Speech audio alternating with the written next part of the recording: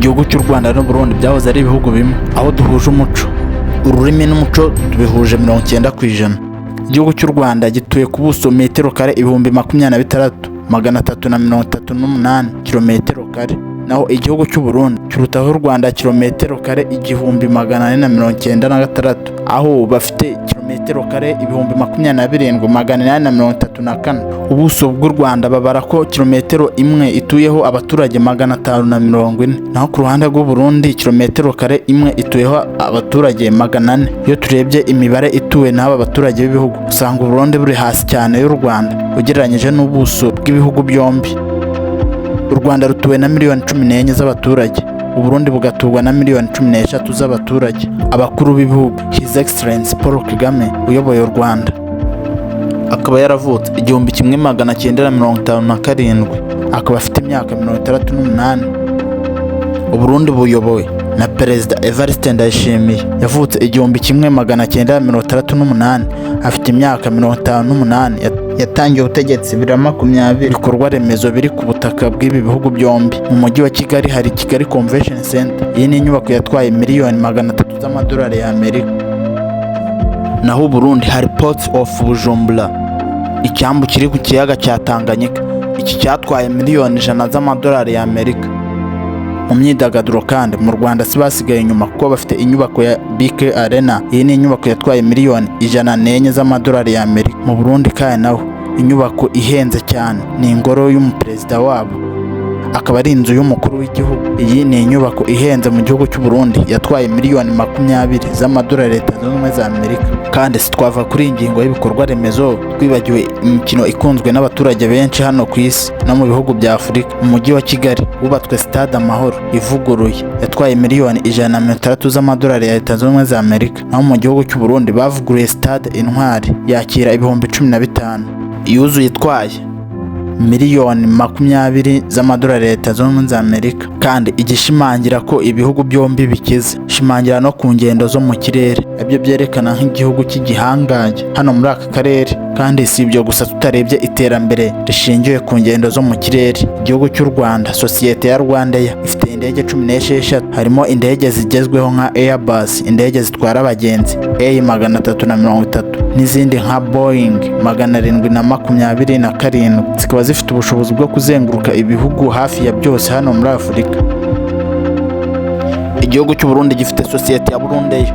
Iyi sosiyete ifite indege 2, ariko nazo nta buryo buhoraho bushimangiye bwo kwirirwa zikora ingendo mu kirere. Bakaba bari gushaka abashoramari ndetse n'abaterankunga bashobora kongera indege no kongera umuvuduko wo mu kirere, ko nabyo biri mu bizana amafaranga menshi yinjirizwa igihugu. Gusa igihugu cy'u Burundi usanga gifite private jet nk'izo mu bwoko bwa Mi-60 na Mi-40. Izi akaba arizo zikunzwe gukoresha muri iki gihugu. Izi ndege zigakora mu bihugu by'ibituranyi nk'u Rwanda na Kenya. Kandi ntitwava ku ngingo y'iterambere hano kuri ibi bihugu byombi bitagaragaje umusaruro mbumbe ku gihugu kimwe n'ikindi, cyo twita GDP, ubukungu bw'igihugu. Umusaruro mbumbe w'igihugu ku ruhande rw'u Rwanda ni miliyari 16 z'amadolari Leta Zunze Ubumwe za Amerika. Igihugu cy'u Burundi, umusaruro mbumbe cyangwa se ubukungu bw'igihugu ni miliyari 4 z'amadolari Leta Zunze Ubumwe za Amerika. Mu bukungu ibihugu birarutanwa koko. Ibi bishatse kugaragaza ko u Rwanda rwatumbagiye cyane, byikubye inshuro 4 igihugu cy'u Burundi, aho u Rwanda rwafashe iya mbere kuva mu mwaka w'ibihumbi 2000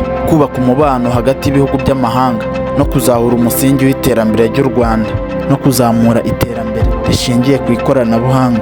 Naho igihugu cy'u Burundi, iyi nzira yo kuzamura iterambere no kubaka umubano hagati y'ibihugu by'amahanga mu mwaka wa 2020 bifashishwemo na perezida wabo Evariste. Gusa u Rwanda rwakomeje gukora ibikorwa remezo nk'ibi byo kubaka imihanda, amashanyarazi n'amazi meza, ndetse bateza imbere no kumenyekanisha igihugu ku ruhando mpuzamahanga, aho RDB yafashe icyemezo cyo gukora brand ikomeye hano muri Afurika, Visit Rwanda. Naho igihugu cy'u Burundi gishyize imbere cyane ubuhinzi n'ubworozi bwa kijyambere, kuzamura iterambere ry'igihugu. Gusa igihugu cy'u Burundi gifite amabuye y'agaciro atarabyazwa umusaruro akiri mu butaka, ariko ibi byose ntacyo byaba bivuze ku mpande zombi nta mutekano. Ariyo mpamvu uzasanga ibihugu bishyiraho ubwirinzi bukarishye mu kurinda umutekano. Ariyo mpamvu tugiye kurebera hamwe ubushobozi bw'ibihugu ku mpande zombi mu ngufu za gisirikare zishinzwe kurwanya umwanzi wakinjirira igihugu, kuko nta na rimwe uzatera imbere udatekanye.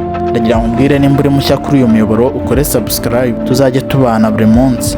Reka turebe ingufu n'imbaraga ibisirikare byombi bifite. Ku ruhande rwa RDF na FDNB, ku ruhande rw'u Burundi, igisirikare cy'u Rwanda gifite abasirikare 35,000 bahoraho, bakagira reserve force zishinzwe izamu 5,200. U Burundi bwo bufite abasirikare 32,000 bahoraho na reserve force abasirikare barara izamu 2,000. Bafite abasirikare benshi muri Somalia na Congo, aho bafite batayo nyinshi zagiye kugarura amahoro n'umutekano muri Somalia, kurwanya inyeshyamba za Al-Shabaab. RDF ifite tekinoloji iteye ubwoba hano muri Afurika. Igisirikare cy'u Rwanda kizwiho kugira abasirikare bafite ikinyabupfura, bubaha, bafite indangagaciro z'ubunyarwanda, bafite umuco, kandi bafite imbaraga nyinshi zo kugarura amahoro n'umutekano. Nk'igihugu cya mbere, u Rwanda rukaba urwa mbere mu bihugu byohereza abasirikare benshi kugarura amahoro n'umutekano mu bihugu bya Afurika, nko mu butumwa bw'amahoro bwa Loni, nko muri Centrafrica na Mozambique. Kandi icyo wamenya, RDF ikoresha ibikoresho bigezweho by'intambara kandi byihuta bifite ikoranabuhanga rihambaye. Reka duhere kuri drone za TB2 Bayraktar. Izi ni drone cyangwa se indege zitagira abapilote, zikoreshwa mu gutata amakuru umwanzi namenye igihe yamugereyeho. Iyi drone ifitemo umuvuduko uhambaye no kugaba ibitero ku mwanzi no kurasa bya misile biremereye cyane. Igisirikare cy'u Burundi gifite indege z'intambara nka Mi-24. Izi ni kajugujugu z'intambara zikoreshwa mu gufasha ingabo ziri hasi ku butaka, zikaba zirasa hafi aho umwanzi ari. Kandi igihugu cy'u Burundi gifite abasirikare benshi bazi gukoresha neza izi modoka zo muri ubu bwoko. Kandi igihugu cy'u Burundi kiba gifite imodoka z'intambara WMI 301 Water Destroyers, imodoka z'Abashinwa. Izi modoka zifite ububiko buhagije mu rugamba, zifite imizinga ya rutura y'ibisasu ishobora gusenya ibifaru no kubishwanyaguza.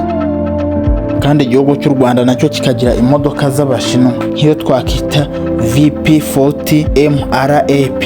Izi ni imodoka zishinzwe kurasa ibisasu biremereye cyane. Izi zirazwi cyane mu kugarura amahoro muri Mozambique. Kandi si ibyo gusa, nabo bafite helicopter cyangwa se kajugujugu Mi-24, kajugujugu z'intambara zifite intwaro n'imbunda rutura karahabutaka. U Rwanda rukaba rufite ibifaru byo mu bwoko bwa TB-55 na TB-62. Ibi ni ibifaru bifite ubushobozi bwo kwishakira inzira aho ariho hose. Ibi ni ibifaru by'imbaraga kandi bifite ubushobozi bwo gusenya ibirindiro by'umwanzi aho yaba ariho hose. Igisirikare cya FDNB kikaba gifite imodoka zirinda ibishashi by'umuriro n'amasasu zikunzwe gukoresha muri Somalia, izo twakita MRPA. Izi n'u Rwanda rurazifite. Igihugu cy'u Burundi kikagira imodoka za BTR zikomoka mu gihugu cy'Uburusiya. Icyo zibafasha ni ukubatwaza ibikoresho no kubageza aho bagiye gukorera urugamba. Abenshi bayizi nka anti-missile, ishinzwe kurinda ikirere no gufata ibisasu ikabisamira mu kirere. U Rwanda rukagira systeme ya Red Arrow 9 missile, systeme ya misile irwanya ibifaru, anti-tank grounded missile. Gusa mw'abantu, izi ntwaro ni karahabutaka kandi zirakomeye. Ibyinshi hari ibyo tutamenya kuko amakuru yose ku mutekano w'igihugu n'ikindi hari amakuru tudakwiriye kumenya. Gusa icyo ukwiriye kumenya ni uko ibihugu bifite intwaro nyinshi cyane, haba ibifaru n'indege ndetse n'ingwanyi zirwanira mu kirere. Ni byinshi cyane ntiwabirondora. Gusa hano hari ibimenyetso n'ibifatika tuba twakusanyije dukesha ibinyamakuru bigiye bitandukanye bikunda kwandika ku gisirikare. U Rwanda aho rufite drone enye Bayraktar TB2. Izi ni drone zo mu bwoko bushya kandi zifite ubushobozi bwo kwiruka ku muvuduko uhambaye cyane. Naho igihugu cy'u Burundi cyo gifite drone ebyiri zo mu bwoko bwa Takra. Kandi twagenda tutavuze ko u Rwanda rufite ibifaru 30 mini battle tank. Burundi rukagira ibifaru 40 by'ubu bwoko. Imodoka z'intambara, u Rwanda rufite imodoka z'intambara zirenga 250. Naho igihugu cy'u Burundi kikaba gifite imodoka 150. Kajugujugu twakita nka helicopter. Izi ni indege zifashishwa ku rugamba, harimo n'izitwara abagenzi bagiye mu rugamba. U Rwanda rufite kajugujugu 20, naho igihugu cy'u Burundi gifite kajugujugu 8. imbunda za rutura zizwi cyane kugarura amahoro muri Mozambique, ndetse u Rwanda rukaba rufite imbunda zirenga 100. Igihugu cy'u Burundi gifite imbunda zirenga 62. Gusa ibijyanye n'ibi bifaru tubabwiye ndetse n'izi ndege na misile ni byinshi cyane. Gusa icyo nakubwira ni uko u Rwanda rufite ikoranabuhanga cyane mu kirere, rwashyize imbaraga mu gukanyaga ingufu zo mu kirere, ko ku butaka bwo hasi bwamaze kudanangira, bisa nkaho bashyizeho ingufuri ntaho wanyura unyuze hasi. Bari gushaka n'ikoranabuhanga ryo mu kirere ndetse no kurinda ikirere cy'igihugu cy'u Rwanda, kandi igihugu cy'u Rwanda kikaba gifite ibikoresho bigezweho bijyanye n'iterambere ry'ubu. Kugeza ubu bifite ibikoresho hafi ya byose biracyari bishyashya, bituruka mu gihugu cya Turukiya, Ubushinwa na Isirayeli, bihenze cyane ku buryo utabitekereza. Naho igihugu cy'u Rwanda gikoresha ingengo y'imari mu gisirikare gihwanye na miliyoni 200 z'amadolari Leta Zunze Ubumwe za Amerika. Ku ruhande rw'u Burundi rufite ingabo zikomeye cyane zubatse imbaraga zo kurinda imbibi z'igihugu cyabo, ariko ibikoresho bafite biracyari hasi cyane ugereranyije n'iby'u Rwanda. Kugeza ubu bafite ibikoresho bishaje byo ku gihe cya kera. Gusa u Burundi bukaba bufite abasirikare bazi gukoresha za mbunda zo mu ntoki. Igihugu cy'u Burundi kandi nacyo kikaba kiri mu bihugu bigarura amahoro n'umutekano hano muri Afurika, nko muri Somalia, aho iki gihugu kigarura amahoro n'umutekano muri Somalia, kurwanya ibyihebe bya Al-Shabaab. Gusa iyo urebye ingengo y'imari y'igisirikare cy'u Burundi FDNB usanga kiri hasi cyane y'u Rwanda, aho gikoresha miliyoni 90 z'amadolari Leta Zunze Ubumwe za Amerika. Ese wowe urabona ari ikihe gihugu gifite ubushobozi kurusha ikindi hagati y'u Rwanda n'u Burundi, ku buryo kimwe giteshutse kikarenga imbibi zacyo gishobora guhondwa n'ikindi? Andika muri comment. Kandi ni nako nsoje ikiganiro. Kora subscribe kuri Kigali Legend, tuzabanaho utaha.